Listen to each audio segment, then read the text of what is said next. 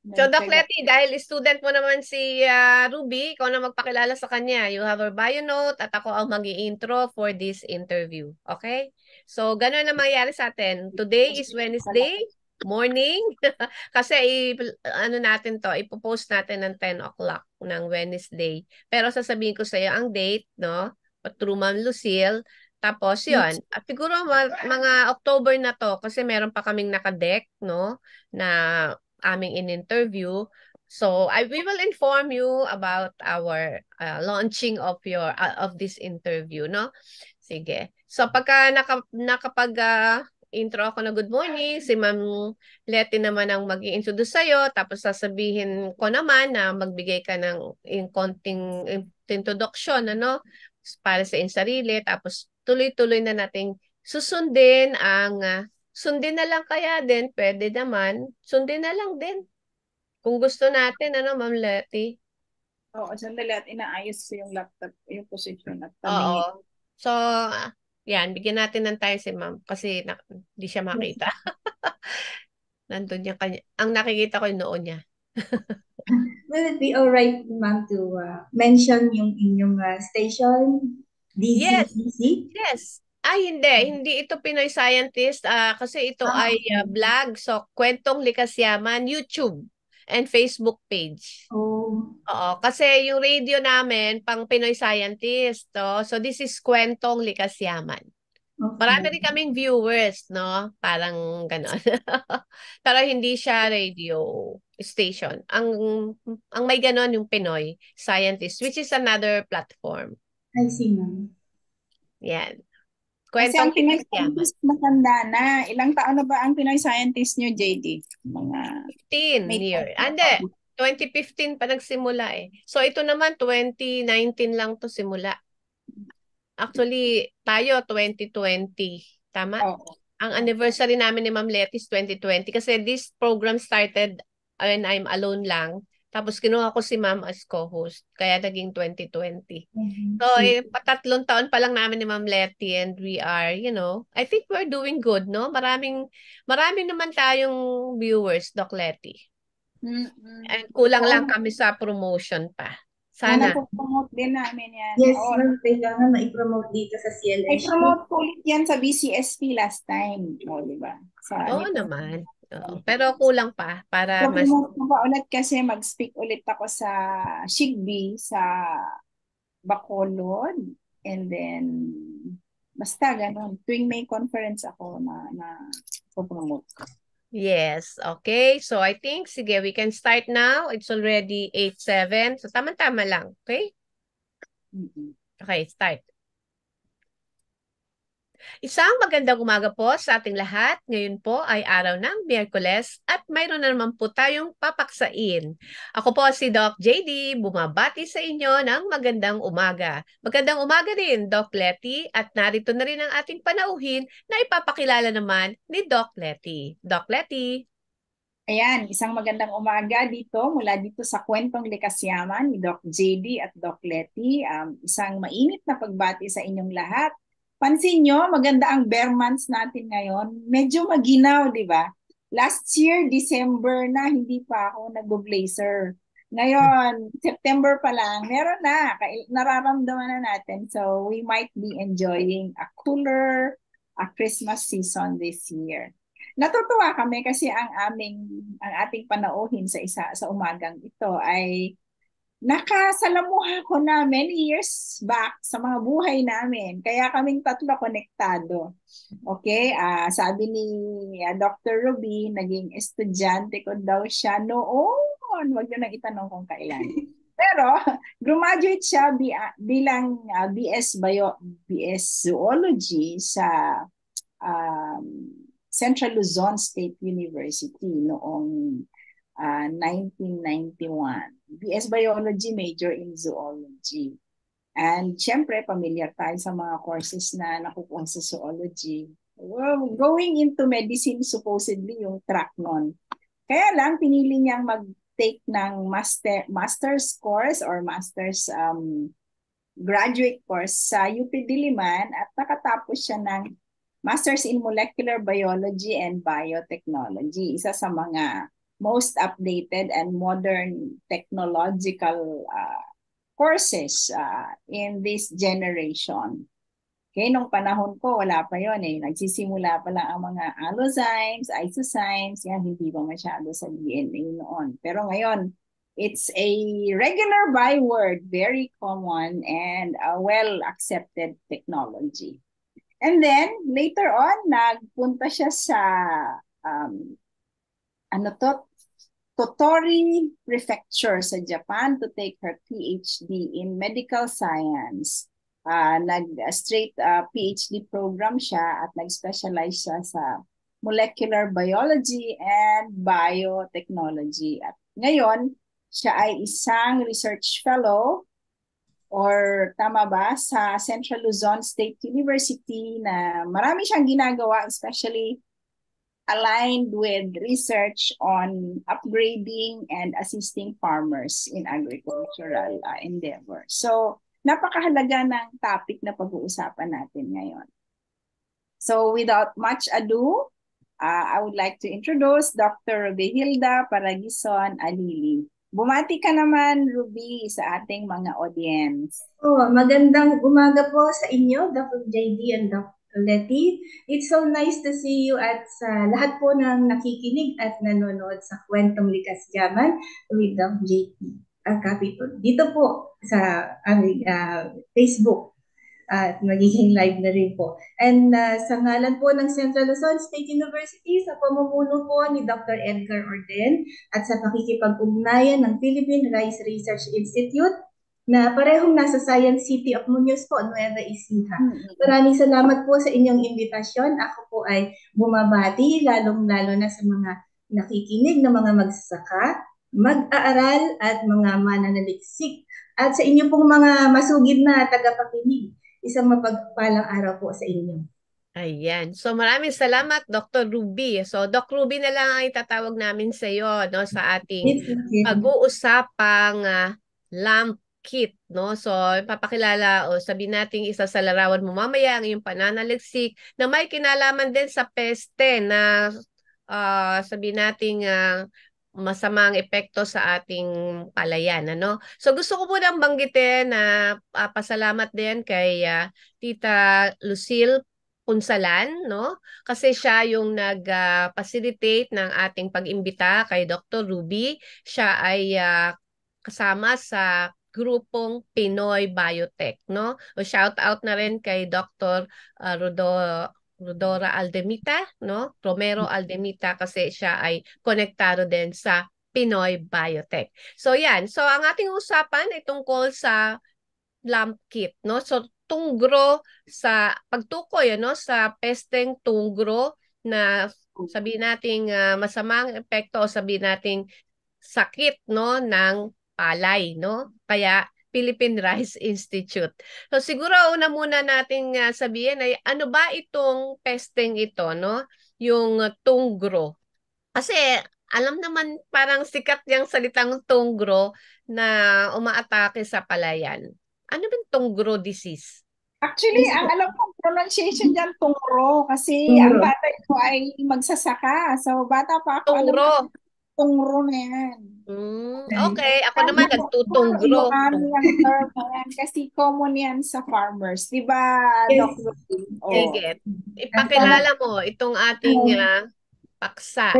Muna po sa lahat ay gusto kong sabihin yung history nitong aming pag-aaral, itong aming research.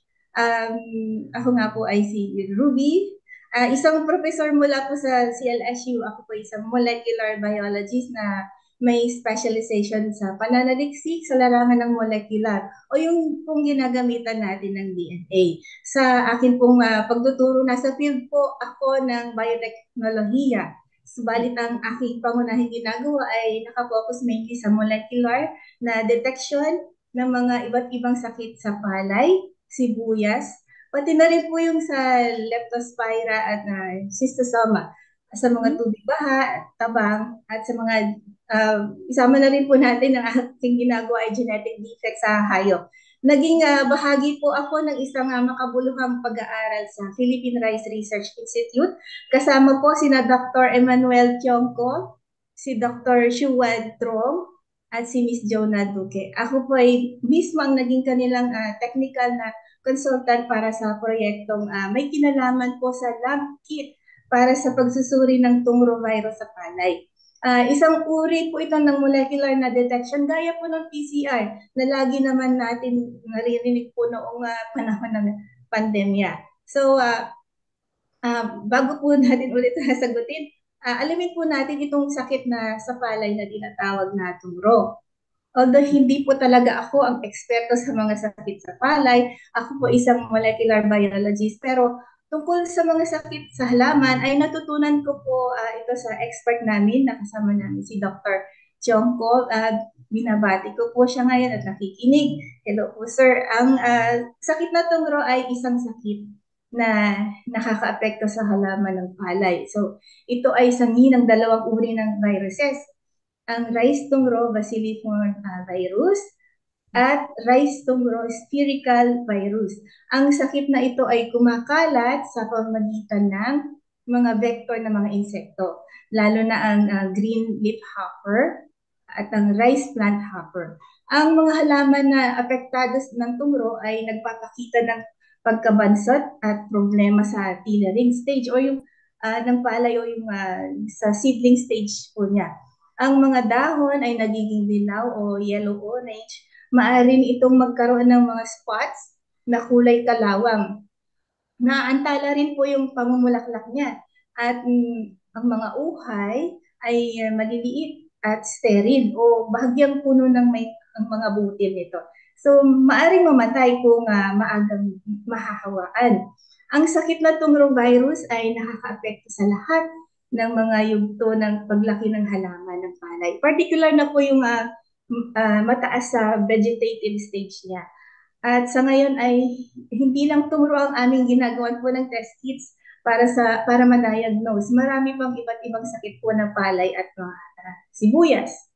Sa kasalukuyan po, ang traditional po na paraan ng management ng sakit sa mga palay sa lalawigan ay tinitingnan lang or by ocular inspection ng mga sintomas.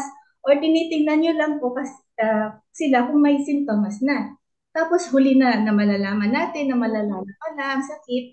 Tapos mahahayaan na lang silang mamatay. Yung iba naman ay mag-a-apply agad sila ng chemical na control kaagad-agad kahit wala pa naman po itong mga silang mga sakit. Ano? So, bukod sa dagdag gastos, malalagyan natin agad ng gamot, yung halaman na kalaunan ay kakainin din ng tao. So ang amin pong minumungkahing kaparaanan ay yung paggamit ng makabagong teknolohiya, gamit natin ang target na DNA ng mga sakit. May mga nagdo-nosebleed hope, pero alam ko po sanay na tayo sa RT-PCR ng COVID, di po ba? So gayon din po, mas simple nga lang ito. At hindi kinakailangan ng mamahaling instrumento, titinan lang natin kung positibo o hindi sila sa mga sakit. Hindi po ito gamot, paraan lang po ito para ma-prevent natin ang pagkawala ng ani at paglaganap ng sakit at maiiwasan ng paggamit ng mga chemical. Sa maya't maya kasi mag-spray, nakapinsala sa mga beneficial na organismo din sa bukid, mga friends natin, mga insekto, mamamatay sila. Ang ina-analyze natin dito ay hindi lang mga pananim, pati ang mga lupa, mga tubig, mga irigasyon na pwedeng mga binhi na kahit hindi pa na itatanim ay nalalaman na natin na infected na pala sila ng galong hindi na natin sila, para hindi na natin maikalat pa. So ito po yung ginagawa namin na pag-aaral dito sa CLSU. Doc Ruby, meron ka kayang slides? Kasi na hindi ko napaalala na baka pwedeng magpalagay ka ng pakita ng slides. Ano ba itsura ng Tugro disease? Nakalimutan ko yung ipaalala kay Ma'am Lucille Grace. Pero kung wala naman, sige lang. Kung wala nakalimutan ko rin po sa laboratorio, nandito ako. Hindi bali na lang. So Doc Letty, hindi ko napanggit na at least magkaroon ng itsura. Ano ba yung Tungro pest? Tapos ano bang itsura ng lamkit? Pero di na bale kasi patuloy na lang tayong magtanong sa kanya na may kinalaman sa kaniyang pananaliksik, no? So, essentially, pagtukoy ng sakit kahit hindi pa nakikita ang sintomas. Kasi nga, sabi mo kanina, Doc Ruby, ang mga farmers, titingnan lang nila kapag nandyan na, no, full blown na, nakikita na yung stunting, ibig sabihin, bansot ang ano, tapos may mga yellow, orange na mga kulay ang dahon. Pero dito sa inyong na-discovering kit, no, o lamp kit, ay malalaman at early detection, ano, Yes, ng ma'am. sakit na tungro. So, Doc Lady? Bali, nakikita ko yung preventive capacity nito, no? Tapos may, siguro ikaw na yung pangatlo naming may interview sa LAMP kit. So ito yung ano, no? Ito yung funded ng DOST na research para lahat ng possible, I mean, yung isa natatandaan ko sa detection ng virus sa mangga para yung bunga niya Mm-mm. hindi ma-waste. Tapos nabasa ko yung ding lamp kit na Swine. awardan si Ma'am Dr. Clarissa Hueco Yes. Domingo. Ng CLSU rin yan, ng Carabao, Philippine Carabao Tapos, Center. hindi ko maalala kung Sa VetMed po. Kasama ko po si Ma'am Cla nung Yan. panahon ngayon. Bali, kami po yung nag-umpisa nung technology na yun sa ano. Dito sa, talaga. Ayun, give my regards. Magkasama kami sa choir ni Ma'am Cla sa Nos Baptist Church. Good friends yan. Ako yung naglakad noong ako yung anong tawag doon? Yung pinakamagandang babaeng alalay ng ano, ng hospital. Bridesmaid, maid of honor niya nung ikinasal siya. Wow, kaya naman pala. Sa PCHRD ko naman siya nakakakita. At saka sa mga events minsan ng Okay. DOST. Sige, babalik tayo sa tanong kung totoo na. Ganon. Kasi tinetesting nyo rin ang mga soil and water plus yung plants bago mag-occur yung virus, di ba? Pero ang buhay ng virus kasi is very short. So, tama ba na kapag gumagawa kayo ng testing sa periodic, kumbaga regular and tuloy-tuloy? O kapag na-testing nyo na kunwari sa soil, magsiset na kayo ng preventive measures, hindi na magkakatungro. Ganon ba yon ang mangyayari? yes po, makakatulong sa pag-manage po ng kanilang pananim kapag meron na silang warning na meron pala. Halimbawa yung seeds na ito ay ano pa lang, infected sila, so hindi natin sila maikakalit. Actually, hindi ko po, tinuturing lang yung tungro. Ano ma'am, maraming sakit po na sa palay at sibuyas yung aming ginagawa. So, yun po yung aking na-project ngayon.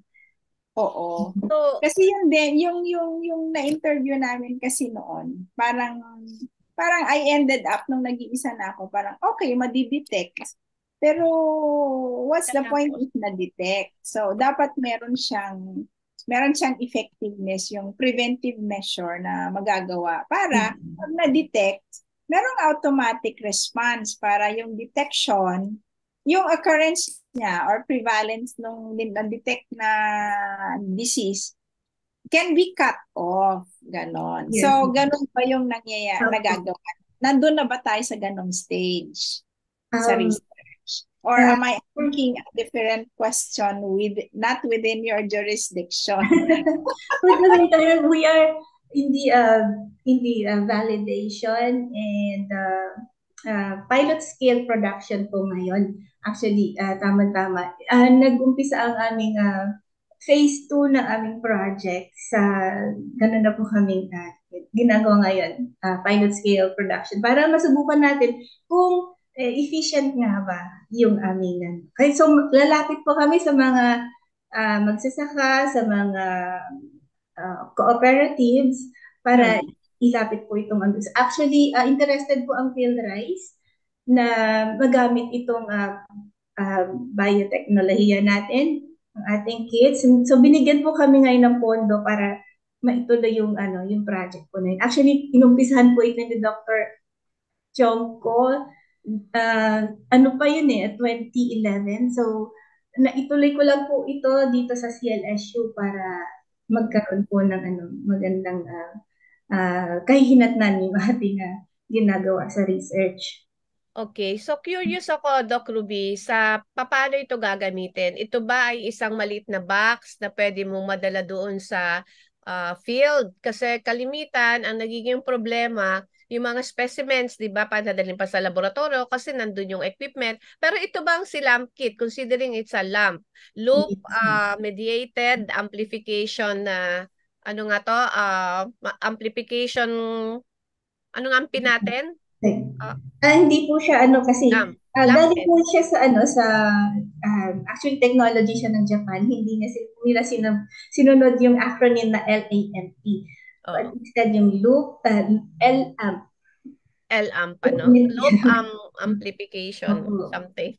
Anyway. So, yun nga ang tanong ko. So, dadalhin ninyo itong kit dun sa, pwedeng punta dun sa palayan, tapos kukuha halimbawa ng sample ng soil.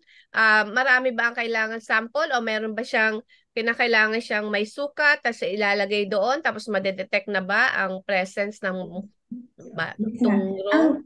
Yun po yung aming goal. Ano po, kailangan magamit natin siya doon sa field na hindi na natin kinakailangan ng mga mamahaling mga equipment. So, kailangan, yun po yung aming workout ngayon na talagang maituro kahit sa mga hindi mga technical na mga gagamit ay Mm-mm. itong ating kit, ano. So, yun po yung pina-perfect namin ngayon na maidala sa field. So, hihiwalay lang naman tayo ng konti na para magamit, para magawa natin yung ating detection. Kahit po tayo nasa bukid or Mm-mm. sa isang bahay sa isang bukid, parang gano'n po. Oo. Hindi na natin dadalhin sa ano sa complicated na mga laboratorio. Yun po yung aming goal po talaga. Mm-mm. Pero kumusta yung presyo nito if ever na yan ang inyong adhikain? Di ba lahat naman nating gusto ay magamit na ating mga kababayan at kaya ng bulsa, yung ganon. So pagka nagawa itong lamkit na to, medyo mura ba ang investment para dito? Paano yun? Kung Katulad nung kila iisipin Dr. Kla, no? Sa swine naman yon, ano? Yung pag-detect ng Yung sa ah, ano din, sakit din doon. So I think mas wine, medyo mura, no? Yes, ma'am. Actually, hindi po nagkakalayo ang aming ginagawa ni Ma'am Kla. Dahil Mm. doon din po ako galing. Ano. Ah, actually, ako po yung unang nagpasimula yung techniques po na iyon. Oo. Nakasama ko po siya. Ngayon po, ang goal po natin, hindi natin gagamitan ng complicated na mga equipment. So, lalabas po na mas mura. Kung isipin po natin sa COVID, magkano po ba yung binabayad niyo sa pag-test ng mga suspected na positives? Mm. Ba, aabot siya ng magkano po ba? Siguro mura na yung 3,000 or 5,000 yan. Isang test pa lang yun. Mm. Pero dito po ay sobrang minanage namin na pababaan siya na magiging abot kaya naman. Kasi Yun. maging interested po ang marami at nakatawag pa rin po kasi lalo na yung alam niyo po ba yung sa known new seed company? Mhm. Yan po ay tumatawag sa amin kasi hindi po ba bago nila i-empake yung kanilang mga binibentang mga seeds. Mm. Gusto nilang malaman na gusto nilang Virus free. sure na walang nakahalong mga sakit doon sa kanilang mga seeds. Mm. Kaya sobrang nag-interested po sila at nakita naman nila na hindi naman ganun kamahalan. So, yun po yung isa sa mga tinatarget Mm. ng mga kliyente po. Kaya ang Pinrise din ay gusto nilang sa halip na gumamit sila ng mga conventional na mga pamamaraan Mm. ay yun po, itong ating teknolohiya kanilang sobrang nagkaroon ng idea sa kanila na magiging useful sa kanila Mm. po. Yun. Mm. So yan, ano, napakaganda kasi parang lalabas talagang Pinoy na Pinoy, ano? lalabas na dito, naka-tailored fit sa pangangailangan natin. Kaya ng bulsa, hindi mahirap. Yun nga, sana yung teknolohiya madaling maipasa sa ating mga kababayan para sila nang gagamit, no? So I think ang kailangan lang talaga yung opportunity na maipalaganap ito, may industriya, may kukuhang kumpanya, no? Parang yon yung sa mga innovation naman natin, talagang nakikipag-connect tayo sa mga private companies para for mass production. Kasi kung alam nating epektibo, maganda, magaling, o di pwede nating ipalaganap to, no? Dami naman nating magsasaka, 'di ba? So, yon talagang siguro kailangan pa ng mas malaking promotion nito, no? Para mas matanggap ng Yes, ating mga kababayan. Pakleti? Tanong ko lang, Doc Ruby, how long will it take for you to come to a level of commercialization? Kasi ang alam ko, nasa research pa lang kayo. And yes. sabi ko kanina, Yes. mag-field test ba kayo o lab test na ba? Kasi una Um, mo lab test, no? Bago ka mag-field test. So, I would assume tapos na kayo sa mga lab tests and yes, you are now ma'am. going into field test. How So, long will it take? Kasi step by step kasi ang commercialization yan, di ba? yes, ma'am. Actually po ay tapos na po yung aming laboratory level testing.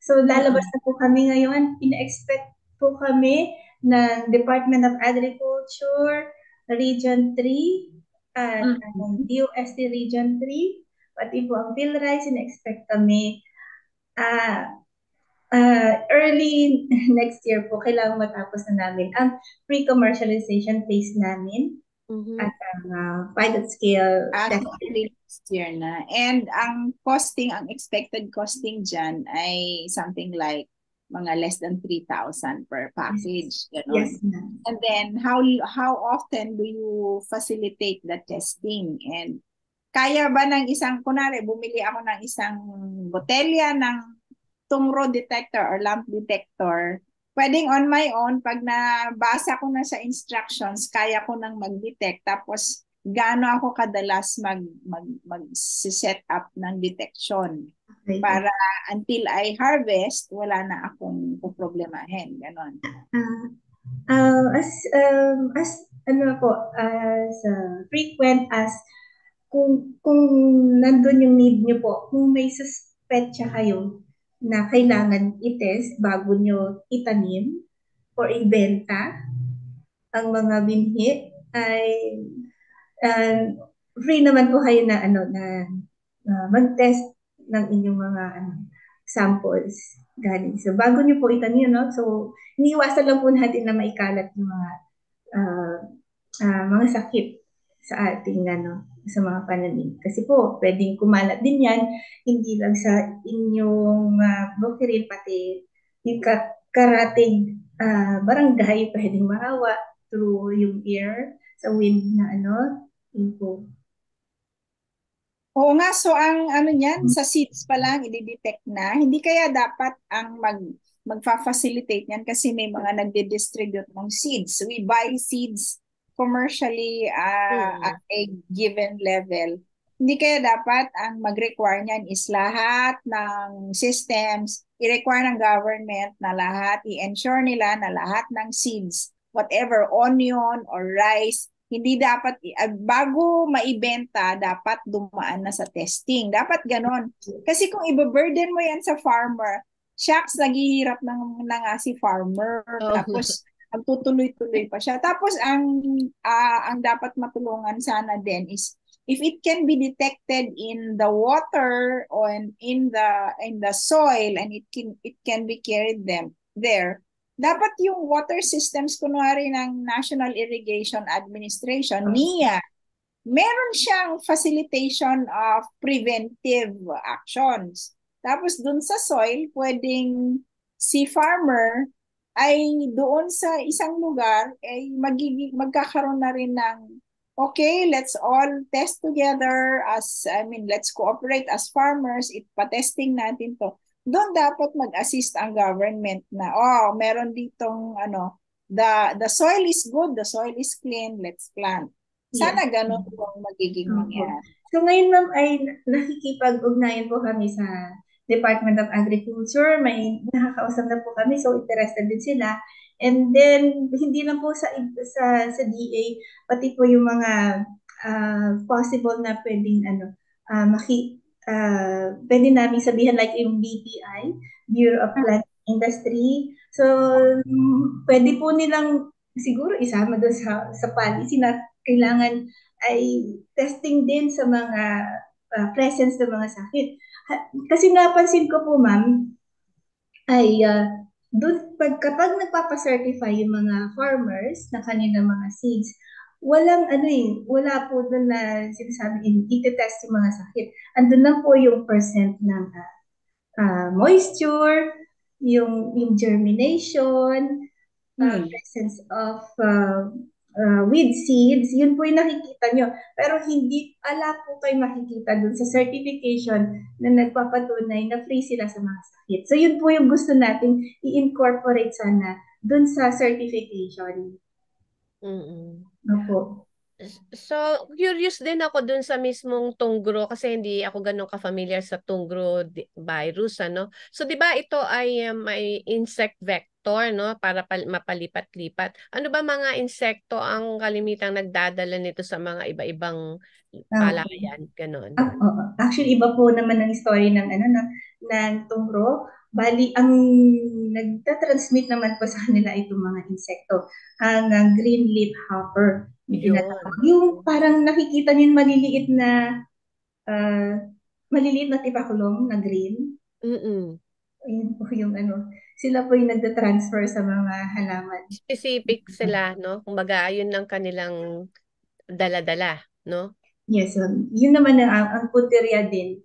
So, ang kinokontrol nila doon ay yung mga insekto naman.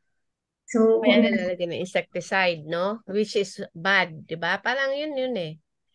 Ngayon, ang punto ng ating lamp kit ay malaman kung anong uri ng kung matukoy, no, na yun ay may tunggro virus, no? Tama?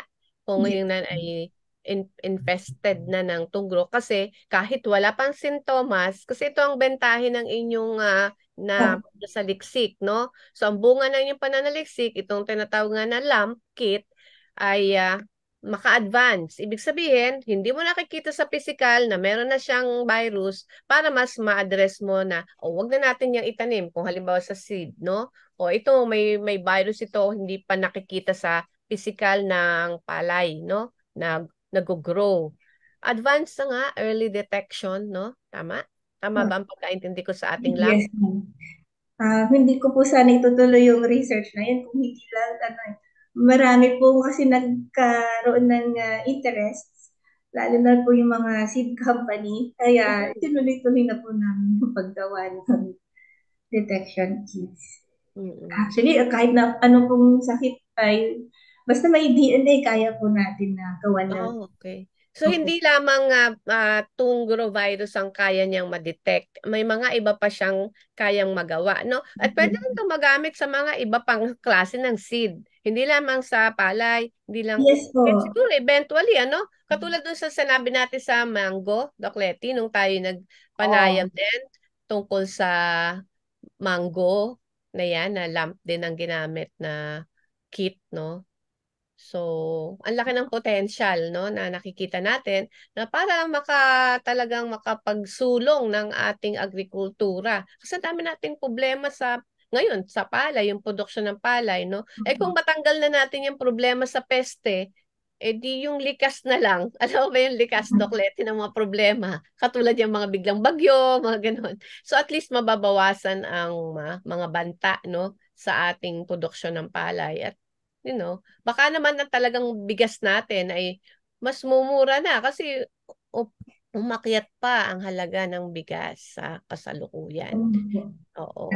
Diba? Ayan, meron akong, let me share, JD. Sure. Meron ba akong authority to share? Naghanap ako okay. Kasi ang binigyan ko kanina is si Doc Ruby. Kala ko meron siyang slide. Meron ka na. Okay?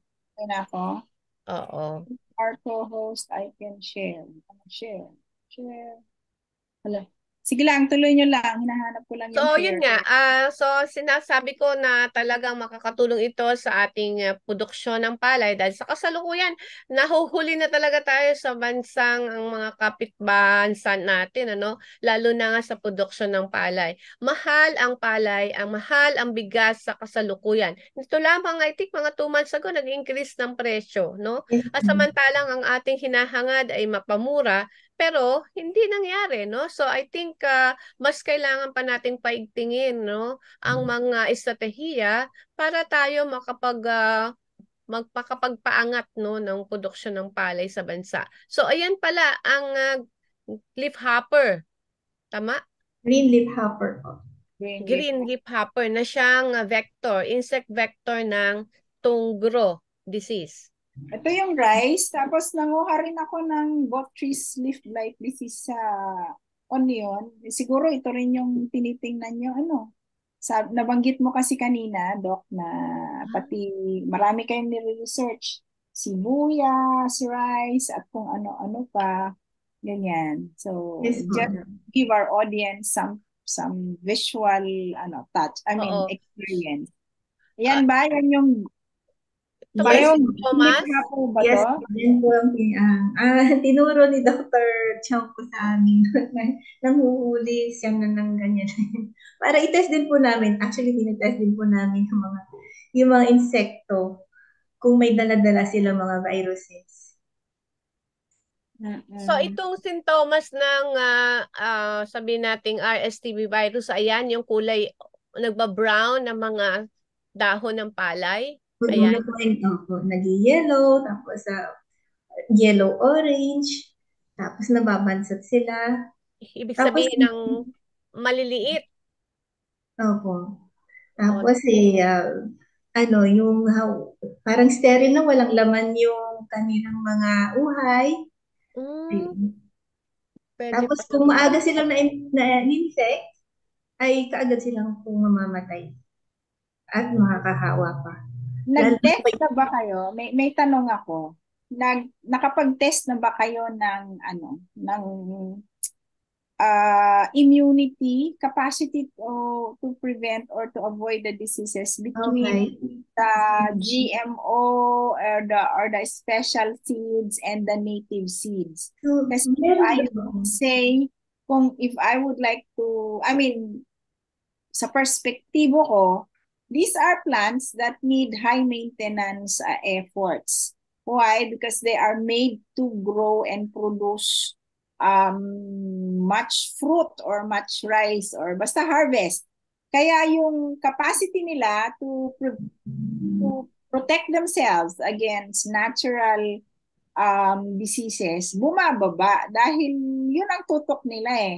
Now, if we have only taken care of our environment, kung maayos si environment, maayos si tubig, at maayos din ang mga seedlings natin, yung mga native na alam naman natin na yung natural seeds natin are the stronger performers under natural conditions. And sila yung kayang lumaban sa mga ganyan ng kahit hindi mo lalagyan ng kahit na anong ayuda.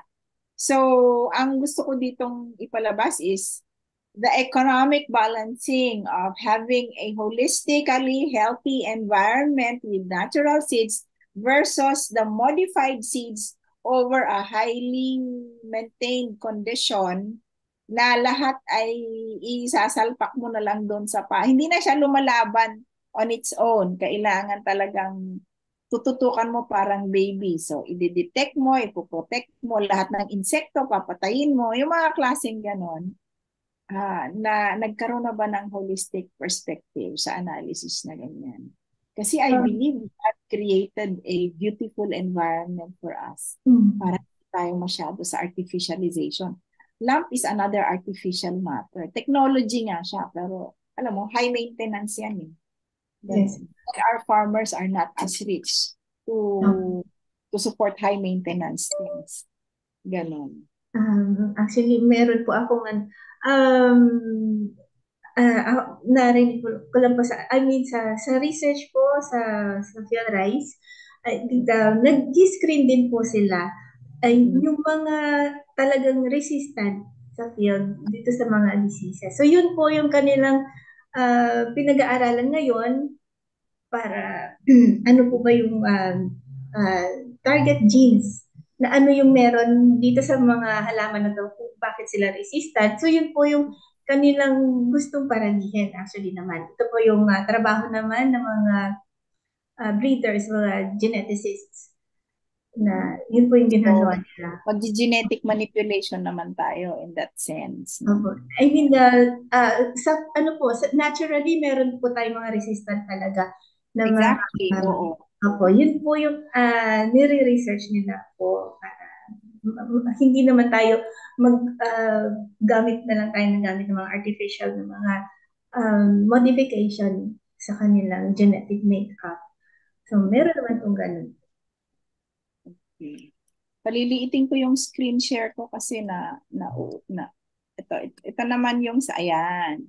Ayan, ito yung ganito ba yung itsura ng lump kit na dinidevelop nyo or whatever. Yung parang tama ba to? Ay, Ito kasi yung structure daw ng bacillovirus ba to? Tapos ito na yung example ng kit. O wala pa kayong package na kit. Kasi yung sa Mango noon, meron na silang pinakitang naka-box na package eh. yes, Ganon. yun po yung nalimutan ko sa lab, dadalhin ko sana. Actually, ano po, by colorimetric, ano po siya, parang detection. So makikita nyo lang kapag ka nag-green yung reaction nyo or Positive. nag-fluoresce, positive siya.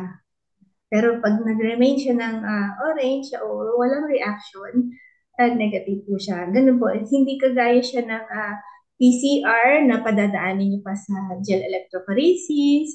Oo. Para bago niyo makita. Parang rapid antigen test din, ano, na merong, or parang detection din ng buntis, ganyan. Magre-red or mag-change ng color. Ganon siya. Yes, Doc. So parang ganun na po. So sa ano naman sa antigen test, gagamitan natin antigen antibody reaction. Pero ito po ay DNA ang ating tina-target sa kanila. Parang litmus paper na nagiging red or nagiging yellow and blue ba yan sa litmus paper? Color. Yes. So titingnan nila, nasa tube po siya na maliit. Titingnan nyo kung magpapasitive. Actually, mga tube to eh. Yan, okay. Pero hindi ako nakakuha ng actual tube on the sides. Sige. Doc JD, ikaw muna. Nakahanap ako ng tubes. Sige lang, oo. Kasi nga, itong kanyang yung teknolohiya na yan, ano, so ang gusto nating mangyari talaga ay maipalaganap no sa ating mga magsasaka yung sa abot kayang halaga, kaya yun pinag-iisipan ninyo kung paano ito magiging mas simple, mas madaling magawa, at siyempre kailangan din talaga na ma-orient ang ating mga magsasaka tungkol sa kabutihang magagawa ng ating lamp kit sa ating mga magsasaka, lalo na sa rice production, ano? So, sa hirap kasi na dinadaanan ng ating mga magsasaka ngayon, lahat, even the technology is not easily welcome to them anymore. No? Parang magkakamot sila ng ulo, gastos na naman yan, bago na naman yan, tapos hindi naman sila, parang ganon. Marami silang nagiging problema. Whereas, sa totoo lang, we have to do every effort that we can to support them. Dapat, shucks, naiinggit nga ako sa Vietnam, nag-i-import sa atin ng rice. Tapos saan sila nag-training? Sa IRI kaya sila natuto. Tapos inuwi nila ang technology. Ngayon mas mayaman na sila sa atin. Ngayon yung farmers natin nakasabayan nila, mahirap pa rin. Hindi pa rin, nag-i-import pa rin tayo. Problema pa rin natin. We all know what's happening in the news, no? So that's very sad. And dapat sana yung mapabilis natin yung tulong na maaari nating ibigay sa ating mga magsasaka. At kung may ganyan sana, i-envision na ng government na hindi dapat yan pagkakagastusan ng mga magsasaka, kundi dapat ibigay yan ng gobyerno ng libre sa mga magsasaka upang magamit nila ng hindi dagdag na, sa paraang hindi dagdag na kabigatan sa kanilang pamumuhay. Ganon sana. No? At yun, dahil ginagawa niyo naman ang lahat ng kaya para maging madali at madaling maintindihan. Sana may sa box niya kung Ilocano, de Ilocano yung instruction, Bisaya, de Bisaya, Tagalog kung Tagalog. Huwag English, ganun. Although magaling tayo mag-English, hindi natin madaling i-visualize yung mga ganun kasi. Kaya po, isa po sa mga gagawin namin ay lumapit sa kanila at sila ma-witness nila mismo yung aming ginagawang detection kit. Ano po. Pero sa palagay ko, hindi lang naman sakit sa kanilang pananim yung nagiging problema eh. Marami pa pong factors na kailangan kino-consider kung bakit tayo nagkakaganito sa mga presyo natin. Meron ding mga political and others. Oo. So, samot-saring problema pero ang mahalaga ay gumagawa tayo ng ating mga ambag no tungo sa pagpapaunlad no ng ating mga magsasaka. So, I think Doc Letty, pwede na rin tayo no sa ating para dito sa ating pinag-uusapang lamp kit para ma-detect ang tungro virus. Tama? Sorry, hindi na ako nakahanap ng sample nyo ng package na lang. Sorry po. Sige lang, okay na yan. Oo. But anyway, normally kasi Doc Ruby, kapag nag-i-interview kami, meron kaming token para sa mga guests namin at ang tagagawa ng token ay si JB. Pero bago ko yun gawin or bago ko ibigay yung kanyang token na yan at i-recite niya yung poem na ginawa niya, nais ko lang din isingit at ihingi sa iyo na kung may farmers kayo na you are working with farmers, especially in Nueva Ecija, I would like to announce na meron kasing patimpalak ng Outstanding Farmers of the Philippines. This is sponsored by Universal Harvesters. Group farmers like cooperatives and family farmers pag silang nanalo, they get a prize of 100,000 plus the plaque and a lot of good freebies talaga.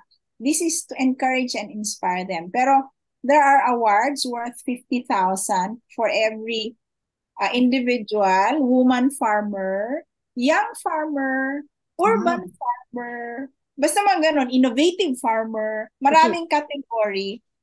Hindi ko lang maipakita dito yung hanapin ko yung mamaya ipopost ko yung extended announcement for extended search up to November 26. Wow. So patulong naman din Doc Lupi, no? I-announce nyo, isi-send ko sa inyo and let's go together. Magkikita-kita kami or kapag ang in-endorse yung farmer ay mananalo, pwede kayong ma-invite, mabigyan kayo ng guest seat sa awarding night sa Shangri-La Hotel. Wow. And definitely I will be there. Okay? To watch them get their awards. Ganyan. So, let's encourage them.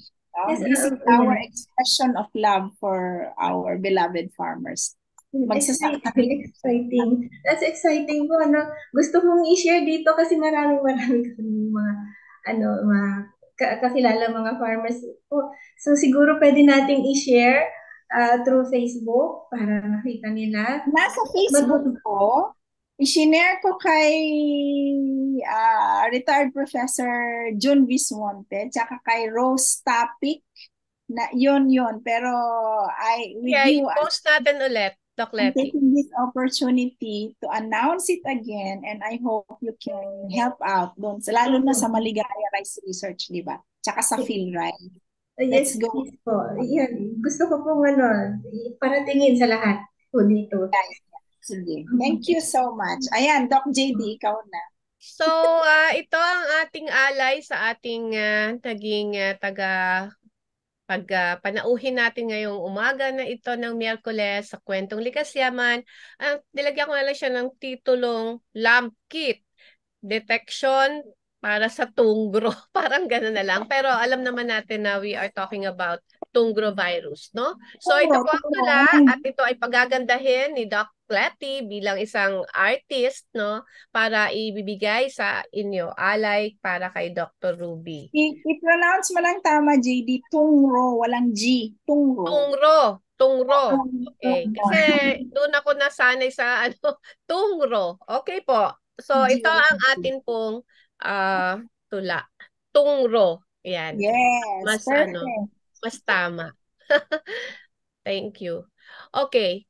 Loop-mediated isothermal amplification, isang uri ng teknolohiya sa modernong panahon. Sa pesteng tungro ng palayan, ang aplikasyon sa produksyon ng ating bigas ay malaking tulong. Rice tungro, namamali naman ako Rice tungro bacillus virus ang suliranin. Pati ang rice tungro spherical virus ay banggitin. Mga peste ng palay na kayang tukuyin nitong lampkit na bunga ng pananaliksik pa rin. Panauhing nagbahagi ay isang eksperto, Rubihilda Paragison Alili na isang doktorado. Sa Totori University, nagpakadalubhasa ng husto, Functional Genomics Research Center for Bioscience and Technology ay banggitin ko. Sa UP Diliman, kinuha ang masterado sa Larang. Sa National Institute of Molecular Biology and Biotechnology kung nais malaman. BS Biology sa CLSU ang sa kolehiyo naman, pareho kaming alumnus, kaya may connect kami dyan. Balikan natin muli ang tungro na may kasikatan dahil nagdudulot ng pagkadilaw ng mismong halaman. Dagdag pa na bansot o yung maliit sa tamang sukatan, kaya naman bunga ng palay ay sobrang naapektuhan. Kaya salamat at may pangtukoy sa tungrong problema. Pagkat solusyong epektibo ay dapat ay sadyang mahalaga. Ang lamkit ay kayang sabihin ang uri ng tungro. Kumbaga, kahit ang mga sintomas ay hindi mo pa nakikita. Sa huli ang panauhin ay isang propesor sa CLSU. Sa Department of Agriculture, ang posisyon ay fellow. Sa Biotechnology Program Implementation Unit mismo na patuloy sa pananaliksik para sa ikabubuti ng sambayanang Filipino. Salamat po at yan po ang tula tungkol po sa lamkit at hinga natin si Dr. Ruby ng kaniyang mga mensaheng inspirasyon para sa ating mga kababayan. Dr. Ruby. Sobrang nakaka-touch naman yung poem. Sobrang as in, ginawa niyo po yan impromptu. Kanina. Wow! So marami pong salamat. Sa panahon po ngayon, napakahalaga na tayo maging open sa mga pagbabago, sa pag-unlad sa agham at teknolohiya. So ang biotechnolohiya at mga biosensors na po na ito ay hindi lamang makatulong sa ating mga taniman at sa kalusugan, kundi pati na rin sa seguridad ng ating pagkain at kalikasan. Nagpapasalamat po ako sa inyong imbitasyon at sa lahat ng nakikinig, alam po natin na mahal ang bigas, sibuyas o bawang, ngunit ang mahalaga po ay mahal tayo ng Diyos. Kami rin po ay na mga mananaliksik ay nandito para kaagapan niyo po sa siyensya. Maraming po salamat. Ayan. So, Doc Letty, inano ko muna siya para yung i-post mo ulit yung ating poster na nandiyan kanina. So, salamat sa iyo, Doc Ruby at Doc Letty. Sige, bago mo i-post ulit para makita yung mismong poster para sa timpalak na kailangan ng mga magsasaka. Ano ba, nawala na yung posting? Ay, nawala. Kasi wala na ano ako. Ma'am, kahit po ibigay niyo po kay Ma'am Lucille yung link. Sigurado po mamaya ay mai-post ko po. Ayan. Thank you, Doc. Sa pagkakataong ito, ipinagpapasalamat namin na naging panauhin ka namin, Doc Ruby. Talagang sa aming puso ni JD ay kinikilala namin ng husto ang mga magsasaka. Tayo ay isang bansang binigyan ng napakalawak na lupain para pwedeng taniman. At marami din tayong mga kagubatan na supposedly nandun upang magpalakas ng ating, alam mo yon, biodiversity at environmental resilience and sustainability. Yun po kasi ang isa sa mga advokasya ng Kwentong Likas Yaman. Ang maisulong natin ang consciousness at ang pagpangangalaga at pagmamahal at pagrespeto sa ibang likas yamang nasa ating kapaligiran. Tanggalin natin ang basura, tanggalin natin ang mga fake na mga bagay, isulong natin ang mga natural na bagay at isulong natin ang magagandang bagay upang ang bawat Pilipino ay magkaroon ng mataas na respeto sa kanyang sarili, sa kanyang bayan at sa kanyang kapwa at maging mas maayos tayo sa ating pamumuhay. Nakakaiyak talaga yung mga, pag naririnig ko yung mga magsasakang talagang iginagapang nila para lang mabuhay. Hindi dapat gano'n ng Pilipinas kasi marami tayong resources na natural. Ang dami-dami nating likas yamang ibinigay ng Diyos. So, salamat sa mga katulad mo, katulad din natin kasi pare-pareho naman tayong nasa agham. Pero dagdagan natin ng mas maraming pagmamahal ang ating pananaliksik at ang ating pag-aadvokasya. Ilagay natin yung sarili natin sa posisyon nila na nagsusumikap. Nandun ang malalim kong paghanga sa kanila kasi sa pamamagitan ng ating mga magsasaka, nabubuhay ang mga Pilipino. Sana mas mapalugo pa natin at yan, buong pagsaludo kami sa mga pananaliksik nyo. Ipagpatuloy natin at gawin natin makabuluhan at kagamit-gamit. Salamat talaga. Ayan. So, thank you also Doc Letty. Napaka-inspiring din ng iyong binanggit. At tayo sa ating buhay, tayo ay may kanya-kanyang ambag, no? Tungo sa pag-unlad natin dito sa ating mundo. So hanggang sa muli po, sa susunod nating episode ng Kwentong Likas Yaman ay magtatalakay na naman po ulit ng mga iba pang paksa na kapupulutan po ninyo ng mga impormasyong mahalaga po sa ating buhay. Salamat po. Happiness. Paalam na po. Thank you, thank you. Stop. Tapos na, Doc Ruby. Hindi ko makita yun. Ko rin sa group chat yung dito sa group chat natin dito. Baka gusto mo nang stop ko na yung recording. Please, ma'am. Opo. Nakita mo na sa group chat natin. Ayan, nandyan siya.